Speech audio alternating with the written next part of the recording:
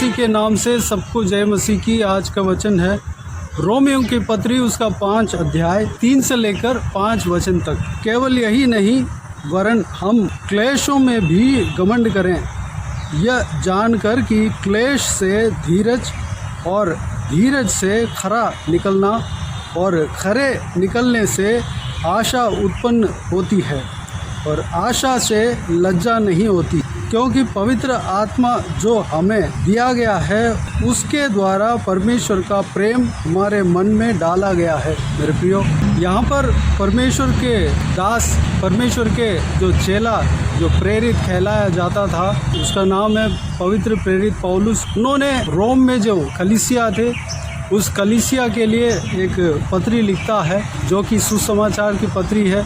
विश्वास में किस तरह आगे बढ़ना है और विश्वास में क्या क्या होता है, ये सारा कुछ इस पत्री में लिखकर रोम में जो कलीसिया था, जो कि पौलुस ने जाकर उस कलीसिया को स्थापना किया, सुसमाचार सुनाने के वजह से वहाँ पर कलीसिया निर्माण हुआ, वहाँ के लोगों के लिए इस पत्री को लिखता है। पिछले 2 दिन से हमने देखा विश्वास के द्वारा हम धर्मी ठहराए जाते हैं। हम परमेश्वर प्रभु यीशु मसीह के ऊपर विश्वास रखे हैं, हम विश्वास के द्वारा धर्मी ठहराए गए हैं। विश्वास में जब हम आगे बढ़ते हैं, हमारा विश्वास के जीवन में क्लेश आता है। क्लेश को परमेश्वर हमारा जीवन में अनुमति देता है। क्यों? क्योंकि हमारा आत्मिक उन्नति के लिए क्लेश एक सीढ़ी बनता है, क्लेश एक माध्यम, एक रास्ता बनता है। इस पत्री में जो हमने पढ़ा है, क्लेशों में भी घमंड करना है, क्योंकि जब हमारे जीवन में, विश्वास के जीवन में क्लेश आता है तो क्लेश से हमें जो आत्मिक जीवन के लिए जो कुछ भी गुण हमारे अंदर चाहिए वह गुण हमारे अंदर आता है। क्लेशों के द्वारा परमेश्वर हमें बनाता है। क्लेश क्या होता है? जब हम कठिनाई के साथ विश्वास के जीवन में जाना, यानी कि प्रभु यीशु मसीह का मार्ग जो है थोड़ा कठिन होता है, सकरा मार्ग जिसमें चौड़ाई कम है, जिस मार्ग में जाना कठिन है, जिसमें उबड़ कबड़ है, उस मार्ग में हमें जाना है। सरल मार्ग जो है उसमें हमें आसानी से जा सकता है, लेकिन सकरा मार्ग जिसमें चौड़ाई कम है उसमें जाना थोड़ा कठिन है। हमें परमेश्वर प्रभु यीशु मसीह के पीछे जब चलना है, विश्वास के जीवन में जब हम आगे बढ़ना है, तो परमेश्वर प्रभु यीशु हमारे लिए जो क्रूस देता है, उस क्रूस को उठाते हुए हमें चलना है। वह क्रूस हमें विश्वास के जीवन में आगे बढ़ने के लिए हमें सिखाता है। परमेश्वर के साथ चलने के लिए हमारे अंदर जो कुछ भी गुण चाहिए वो सारा गुण हमें मिलता है। विश्वास के जीवन में हमें प्रमोशन मिलने के लिए क्लेश हमारा जीवन में आना जरूरी है। हमें विश्वास के जीवन में आगे बढ़ने के लिए परमेश्वर हमारा जीवन में क्लेश को अनुमति देता है। क्लेश यानी कि उदाहरण संकट आना। प्रभु यीशु मसीह के जीवन में भी वह दबाव आया था, जहाँ कहीं भी वह सुसमाचार सुना रहे थे, सदुकी, फरीसी और न्यायों के द्वारा उनको क्लेश आया था, यहूदियों के द्वारा उनको संकट आया था, मुसीबत आया था। वह लोग प्रभु यीशु मसीह को दबाने के लिए वह कोशिश कर रहे थे, लेकिन प्रभु यीशु उस क्लेश में भी वह अपना काम को पूरा किया। मेरे प्रियो, हमारा जीवन में भी उस तरह की क्लेश आ सकता है, कष्ट आ सकता है, क्योंकि प्रभु यीशु इसलिए हमारा जीवन में उस क्लेश को अनुमति देता है कि हम और आत्मिक चीज़ों को सीख सकें, आत्मिक गुण को हम सीख सकें। हमारा अंदर आत्मिक गुण जब आता है तो हम परमेश्वर के और करीब हम जा सकते हैं। उदाहरण, पहले हमें प्रार्थना करने के लिए हमें बहुत अच्छा सा सुविधा मिलता था, लेकिन धीरे धीरे वो सुविधाएं कम हो जाता है, लोग प्रार्थना करने नहीं देते होंगे।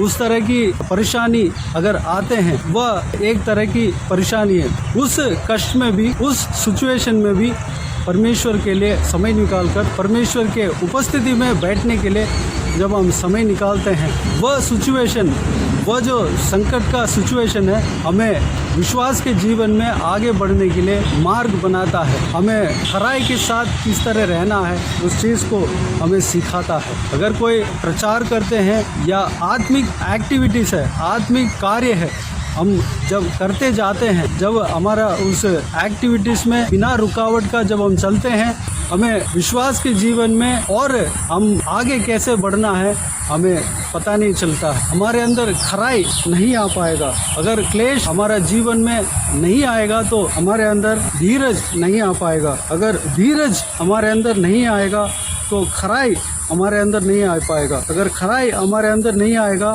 तो आशा हमारे अंदर नहीं आ पाएगा। जब आशा हमारे अंदर नहीं आ पाएगा तो हम बिना लज्जित होकर परमेश्वर के काम को नहीं कर पाएंगे। मेरे प्रियो, जब परमेश्वर का वचन कहता है जब क्लेश आता है तो क्लेश के द्वारा हमें धीरज मिलता है, धीरज के द्वारा हमें खराई मिलता है। खरे निकलने से आशा उत्पन्न होती है। जब आशा उत्पन्न होता है उस आशा से लज्जा नहीं होती। हम किसी भी परमेश्वर के काम में लज्जित नहीं होंगे। यानी कि हमारे जीवन में क्लेश आना अवश्य है। जब क्लेश आता है हम परमेश्वर के काम में आगे बढ़ सकते हैं। मेरे प्रियो, जो परेशानी जो परीक्षा दो तरह की होता है। एक शैतान हमें देता है, दूसरा परमेश्वर हमारे जीवन में अनुमति देता है। जो कुछ भी क्लेश परमेश्वर हमारा जीवन में अनुमति देता है वह हमारा भलाई के लिए, हमारा अच्छे के लिए, हमें विश्वास में बढ़ने के लिए हमें अनुमति देता है। शैतान के द्वारा जो क्लेश आता है, जो परीक्षा आता है, वह हमारा मन के गलत भावनाओं से, गलत आशाओं से हमारा जीवन में आता है। जब हमारा हृदय में पाप आता है तो उस पाप को बढ़ाने के लिए, जो हमारा लालच को बढ़ाने के लिए शैतान परीक्षा देता है। वह क्लेश अलग है, उसमें से हमें बचना है। लेकिन परमेश्वर के द्वारा जो परीक्षा आती है, वह परीक्षा जो क्लेश आता है, वह क्लेश हमारे उन्नति के लिए, हमारा आत्मिक उन्नति के लिए, तरक्की के लिए, परमेश्वर के निकट हम पहुंचने के लिए, जो परमेश्वर जिस तरह चाहता है उस तरह के इंसान हम बनने के लिए, उस तरह के परमेश्वर के दास हम बनने के लिए हमें ले जाता है। तो मेरे प्रियो, तो हमारा जीवन में अगर क्लेश आ जाए तो हमें क्या करना है? अगर पाप के द्वारा हमारे जीवन में परीक्षा आता है तो वह शैतान की ओर से आता है। हमें उस पाप से हमें दूर रहना है। उस पाप से निकलने के लिए हमें रास्ता खोजना है। हम परमेश्वर के उपस्थिति में हम लगातार रहते हैं तो हम उस पाप से हम छुटकारा पा सकते हैं। अगर परमेश्वर की ओर से जो कुछ भी क्लेश आता है, हमारा जीवन में क्लेश परेशानियाँ आता है, वह भलाई के लिए होता है। उस समय हमें विश्वास के साथ रहना है। परमेश्वर ने जो प्रतिज्ञा दिया है उसके ऊपर हमें विश्वास करना है। हम परमेश्वर प्रभु यीशु मसीह के ऊपर विश्वास रख के हमें जिस मार्ग में हम चलने के लिए परमेश्वर के उपस्थिति में सौंपे हैं, उस मार्ग में हमें चलते जाना है। हमारा विश्वास के जो एक्टिविटीज़ है, विश्वास के जीवन में जो एक्टिविटीज़ है, उस एक्टिविटीज़ को हमें नहीं छोड़ना है बल्कि आगे बढ़ाना है। जब क्लेश आता है हम धीरज के साथ, हम विश्वास के साथ हम आगे बढ़ते जाना है तो वह क्लेश हमारा जीवन में हमारे अंदर धीरज लाएगा। जब हमारे अंदर धीरज आता है तो हमारे अंदर से खराई निकलता है। हम परमेश्वर के लिए खराई के साथ रह सकते हैं और कोई भी सिचुएशन आ जाए, कोई भी सिचुएशन में हम परमेश्वर के लिए खराई के साथ हम रह सकते हैं। जब हम खराई के साथ रहते हैं तो हमारे अंदर आशा उत्पन्न होता है। परमेश्वर के लिए कुछ करने के लिए हमारे अंदर आशा उत्पन्न होता है। परमेश्वर के लिए आगे बढ़ने के लिए हमारे अंदर आशा उत्पन्न होता है। जब हमारे अंदर आशा उत्पन्न हो जाता है तो हम परमेश्वर के लिए कहीं लज्जित ना होंगे, कहीं लज्जा हमारे अंदर नहीं आएगा। परमेश्वर के लिए हम जीवित गवाह बनकर हम खड़े रह सकते हैं। जहाँ कहीं भी हम परमेश्वर के लिए जीवित गवाह बन सकते हैं। मेरे प्रियो, अगर परमेश्वर आपके जीवन में अगर क्लेश को अनुमति देता हो, उसके लिए धन्यवाद दें, स्तुति करें और हम उस क्लेश में विश्वास के साथ रहें और धीरज के साथ रहें। वही क्लेश आपको परमेश्वर का निकट पहुंचाएगा, परमेश्वर के काम को, परमेश्वर के सेवा को कराएगा, विश्वास के जीवन में आगे बढ़ाएगा। तो मेरे प्रियो, आइए हम उस क्लेश के लिए जो हमारा जीवन में अगर आया हो तो हम उसके लिए परमेश्वर को धन्यवाद दें, स्तुति करें। और वचन कहता है उस क्लेश के लिए घमंड करें, उस क्लेशों में भी घमंड करें। अगर हमारे जीवन में क्लेश आता है, उस क्लेश में हमें घमंड करना चाहिए, उस क्लेश में हम विश्वास के साथ रहना चाहिए। तो मेरे प्रियो, आइए हम प्रार्थना में जाएं। स्वर्ग पिता दयालु परमेश्वर, आपको धन्यवाद देता हूँ आज का इस बहुमूल्य वचन के लिए, आपको धन्यवाद देता हूँ परमेश्वर। बीते हुए दिनों में हमें संभाला, बचाया, सुरक्षित रखा। आपको धन्यवाद देता हूँ। आज का इस बहुमूल्य वचन के द्वारा हमने जो कुछ भी सीखा है परमेश्वर, आपको धन्यवाद देता हूँ परमेश्वर, धन्यवाद देता हूँ पिता। परमेश्वर पिताजी, जो पवित्र प्रेरित पौलुस ने क्लेश के विषय में परमेश्वर सिखाया, वह परमेश्वर क्लेश के विषय में जो यहाँ पर कहा है परमेश्वर, उस बात को हमने देखा है परमेश्वर। अगर हमारे जीवन में आपके द्वारा अगर क्लेश आया हो, क्लेश को आपने अनुमति दिया हो परमेश्वर, उसके लिए आपको धन्यवाद देते हैं, ताकि उस क्लेश के द्वारा हम आपके निकट पहुंच सकते हैं परमेश्वर। उस क्लेश के द्वारा हम आत्मिक उन्नति पा सकते हैं। उस क्लेश के द्वारा हम विश्वास के जीवन में आगे बढ़ सकते हैं परमेश्वर। उस क्लेश के द्वारा, उस क्लेश में हम विश्वास के साथ अगर रहेंगे, तो उस क्लेश में हम धीरज के साथ हम अगर रहेंगे, वह क्लेश हमें धीरज लाता है।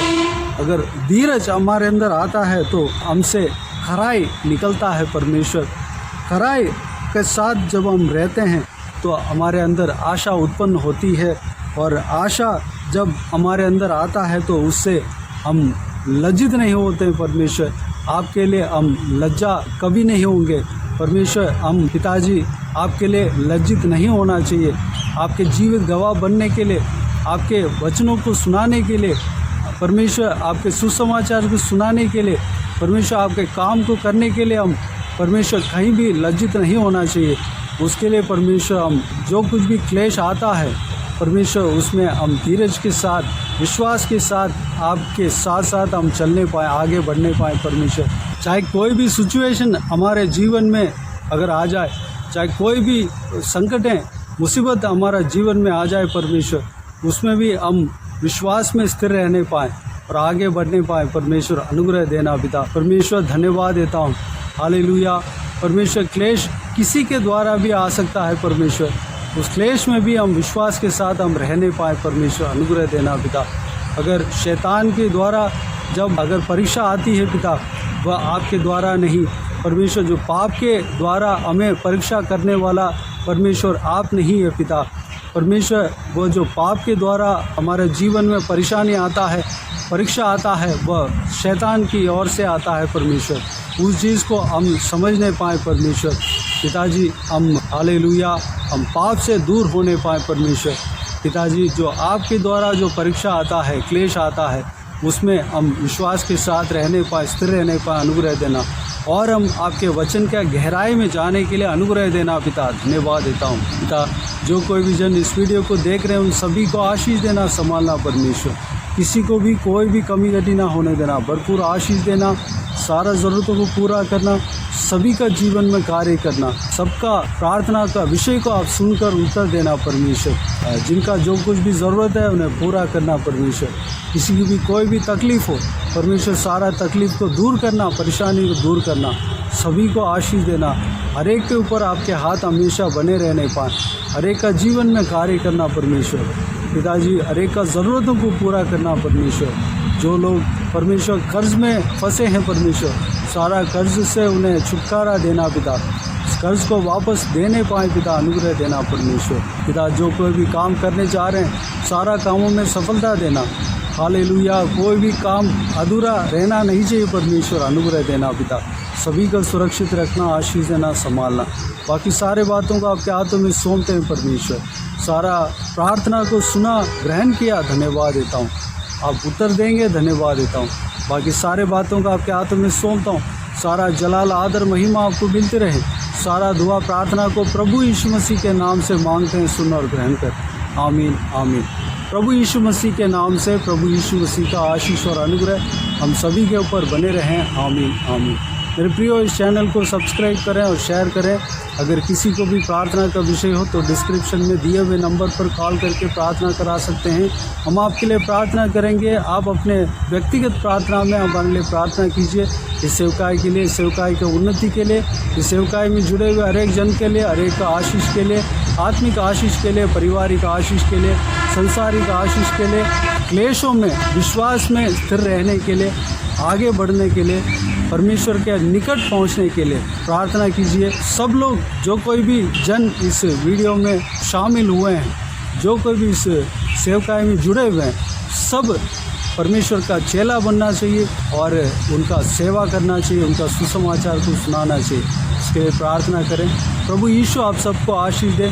इस सेवकाई के द्वारा परमेश्वर आपके जीवन में कार्य किया हो वह भी हमें बता सकते हैं, ताकि हम सब मिलकर परमेश्वर को धन्यवाद दे सकें, महिमा कर सकें। प्रभु यीशु आप सबको आशीष दे। आमीन आमीन।